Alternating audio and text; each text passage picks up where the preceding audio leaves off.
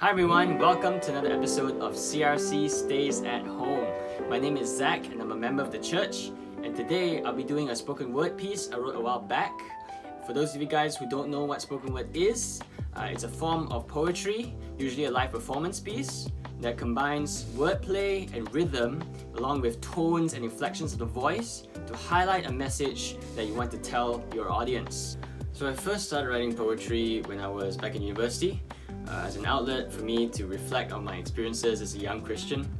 And back then I lived about 25 minutes walk from uni, so those daily walks gave me a lot of time to contemplate and reflect and to try and put those thoughts into an outlet which came in the form of poetry and spoken word.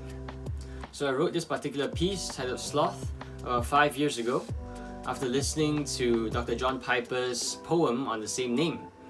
And as a student, I was struggling with laziness, but to hear someone at his age talk about how he fights laziness and how he should strive to pursue faithfulness and earnestness to serve Jesus, that really struck me and caused me to think about how I should consider my own life and ultimately look to Christ and keep focused in service to Him. So fast forward to today. Given the MCO period, I think some of us might have tendencies to laziness. I sure have. But God reminds us in Hebrews that to those who He has called as His people, we are to lay aside every weight and sin which clings so closely, but instead to run with endurance the race set before us, looking to Jesus, the author and perfecter of our faith. So I hope as you hear this spoken word piece, it will encourage you to continue fervently serving Jesus throughout the rest of this period. I slipped so far, blanket wrapped around my chest, indulging in laziness and calling it rest. My soul grew cold, my mind stood still, eagerly awaiting the next distracting thrill. My hands were numb, my feet grew sore, not by work, but by keeping them in store. I knew the words, your words that said, poverty beholds the sluggard, who craves and craves but never gets full, making excuses for rampant indulgences of my flesh, thinking, how I ain't too bad, I'm just being rash. But in reality, I only dulled my own senses. With comfort as my compass, I sought efficiency to hide my complacency, while willingly walking around in circles. Gauging myself by my morning cries, I had my fill of truth, my words were lies. For truth comes to those who seek for her earnestly, wisdom to those who look for her like gold. But instead, I complied to fill myself with rust as it worked its way through my bones, grinding my soul to a halt. I realized the flavor was slowly going out of this salt. See, I often look to the times to come, when with greater strides to Christ I run, yet I allowed myself to take breaks in between that put my race at stake.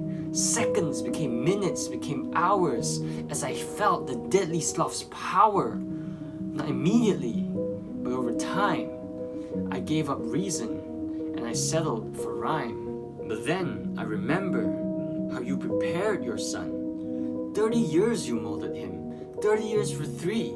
He knew God and His scriptures, yet grew in wisdom and stature, submitting himself to our yokes to capture glimpses of life on this fallen earth, that He would become our example of living life in new birth. Earnest He was at every moment, sweating blood at His last plea, as on the cross He gave Himself up, that I should no longer serve me. I remember He had no place to rest His head, no hole, no nest, no couch, no bed. He sought to fulfill God's will each day, even on the day God turned His face away.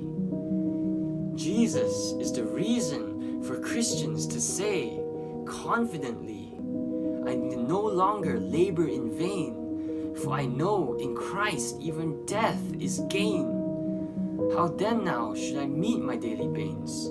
When zombie-like tendencies try to fill my vacancies, I turn to the one who knew the true meaning of being earnest and know He's beaming with joy as He rules without ceasing. His grace all sufficient, I know I can be fervent, until the day I hear him say, "Well done, good and faithful servant."